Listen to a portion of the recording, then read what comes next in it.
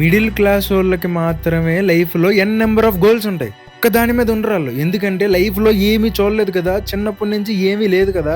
ఇది అయిపోవాలి, ఇది చేయాలి, అది చేయాలి, అమ్మని బాగా చూసుకోవాలి, నాన్నగారికి రెస్పెక్ట్ ఇవ్వాలి, రావాలా నాన్నగారికి రెస్పెక్ట్ రావాలి చుట్టుపక్కల అందరి నుంచి అలా అని, ఇలా అని నంబర్ ఆఫ్ గోల్స్ పెట్టేసుకుంటాడు ఆడు. ఒక గోల్ ఎనకాల పరిగెడుతుంటే మిగిలినాటిల్లో వెనక పడిపోతున్నానని చెప్పి బాధపడతాం. ఒక దాని మీద ఫోకస్ పెట్టి కష్టపడుతూ వెళ్తుంటే అన్నిటిని ఒకేసారి అచీవ్ చేయలేం కదా లైఫ్‌లో. మనం ఎప్పుడైతే మనం అనుకున్న అన్ని గోల్స్‌ని అచీవ్ చేసామో అప్పుడే లైఫ్‌లో సక్సెస్ అయినట్టు అనుకుంటాం. కానీ లైఫ్ మనకి నేర్పిస్తూ ఉంటది. అన్నిటి వెనకాల ఒకేసారి పరిగెట్టలేవని చెప్పి నీకు చెప్తూనే ఉంటది. కానీ మనకు అర్థం కాదు కదా! ఒకానొక టైంలో ఏం చేస్తామంటే ఒక దాని మీదే ఫోకస్డ్‌గా ఉంటాం. అందులో నీకు సక్సెస్ వస్తది.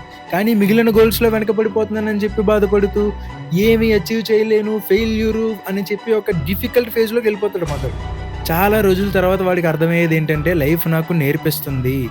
అన్నిటి వెనకాల ఒకేసారి నేను పరిగెట్టకూడదు. ఒక్కొక్క దాన్ని ఫోకస్ చేసి ఒక్కొక్క మెట్టు ఎక్కుతూ అన్నిటిలోని ఒకరోజు సక్సెస్ అవుతాను. టైం పడతది.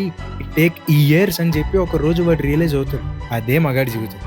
ఎప్పుడైతే ఆడనుకున్న 3, 4 గోల్స్‌ని ఆడు అచీవ్ చేసి, ఒక పక్కన ఫ్యామిలీని హ్యాపీగా చూసుకొని, ఒక పక్కన ఫైనాన్షియల్‌గా హ్యాపీగా ఉండి, ఒక పక్కన నచ్చిన పిల్లతో పెళ్లి చేసుకొని, పిల్లల్ని గాని హ్యాపీ లైఫ్‌ని లీడ్ చేస్తాడు అనుకుంటాడు. అప్పుడు హమ్మయ్య! నేనిది కష్టం అనుకున్నాను గానీ, కష్టపడి ఎలాగోలా సాధించానురా స్వామి అని. అండి మ్యాటర్. మళ్ళీ రేపు మాట్లాడుకుందాం మనం. Bye guys.